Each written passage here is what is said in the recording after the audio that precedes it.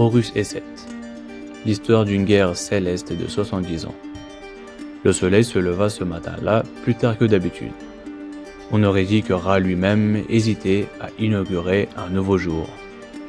Car dans les cieux, la balance de la justice était déséquilibrée. Osiris était mort, non pas en roi, mais en frère trahi. C'est son propre sang, Seth, qu'il avait attiré dans un piège lors d'un banquet. L'avait enfermé dans un magnifique sarcophage doré, puis l'avait abandonné aux sombres profondeurs du Nil.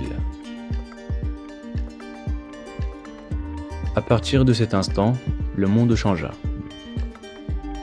La fertilité du Nil diminua, le vent hurlait comme une plainte lorsque Seth s'assit sur le trône d'Osiris. Un malaise silencieux s'installa au cœur de l'Égypte. Il était désormais roi, certes, mais le trône n'était pas l'apanage de celui qui le méritait, mais de celui qui l'avait arraché par la force. Cependant, les histoires écrites par le destin ne s'effacent pas si facilement. Isis, l'épouse d'Osiris et maîtresse de la magie, se cacha toute la nuit. Elle traversa les temples, les déserts et les marécages grouillants de serpents. Cherchant un refuge sûr pour les fils qu'elle allait mettre au monde, finalement, dans un lit de roseaux secrets, elle donna naissance à Horus. En silence, il n'y eut ni tonnerre, ni étoile filante, ni arrêt du soleil. Mais cet enfant était celui qui rétablirait l'équilibre en Égypte. Pendant de longues années, Isis éleva son fils non pas comme un guerrier, mais comme un roi. Elle lui enseigna la justice, non la vengeance, car cette quête ne concernait pas seulement le meurtre d'un père, mais le rétablissement de l'harmonie de l'univers. Horus grandit, ses yeux devinrent de plus en plus brillants, sa voix plus grave, son corps plus puissant. Le ciel retenait son souffle quand il le regardait. Et les fleuves ondulaient au son de ses pas. Un jour vint, Horus ne pouvait plus garder le silence.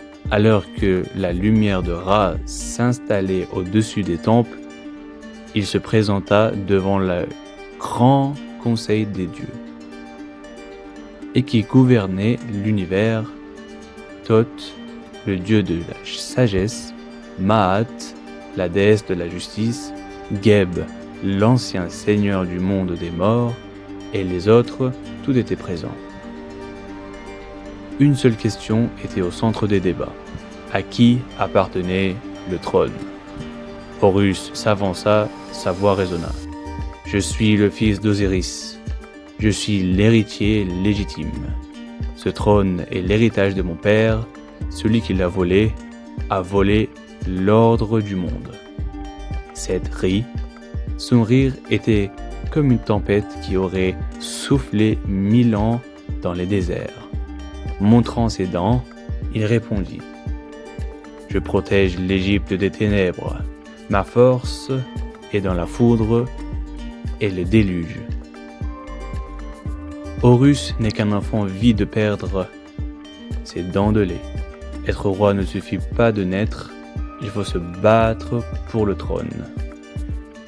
Les dieux ne purent trancher, les mots ne suffisaient pas, il fallait des preuves, et à partir de ce moment, l'affaire se transforma en une série d'épreuves divines, une sorte de compétition céleste.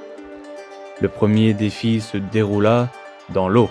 Horus et Seth se métamorphosèrent en créatures aquatiques gigantesques et s'affrontèrent dans le Nil. Ils se heurtèrent comme des crocodiles sous un ciel qui s'assombrissait. Seth était puissant, mais Horus était agile.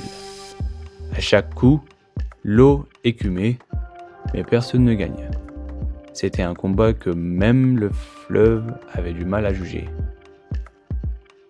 Puis, une nuit, Seth revint avec un plan sournois. Surgit des ombres, Il voulait humilier Horus, salir son honneur. Il le piégea dans l'obscurité. Mais Isis n'était qu'une mère, elle était aussi la reine des sortilèges.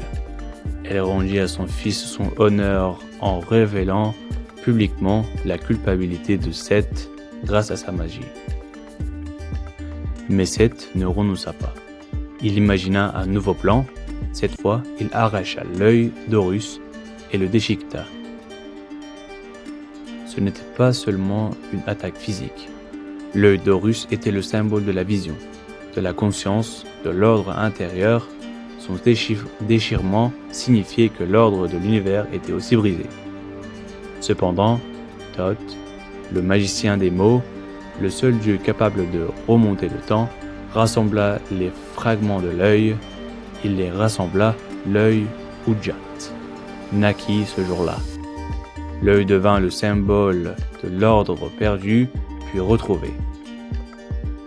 Les années passèrent, les épreuves se succédèrent, parfois Seth semblait gagner, et parfois les dieux semblaient prendre son parti. Surtout Ra, le plus ancien des dieux, il croyait que Seth était une force capable de contenir le chaos. Mais chaque fois que Ra hésitait, la plume de Maat s'inclinait un peu plus. La balance de l'univers commençait à vaciller. Isis était patiente, mais un jour, elle parla non avec patience, mais avec ruse.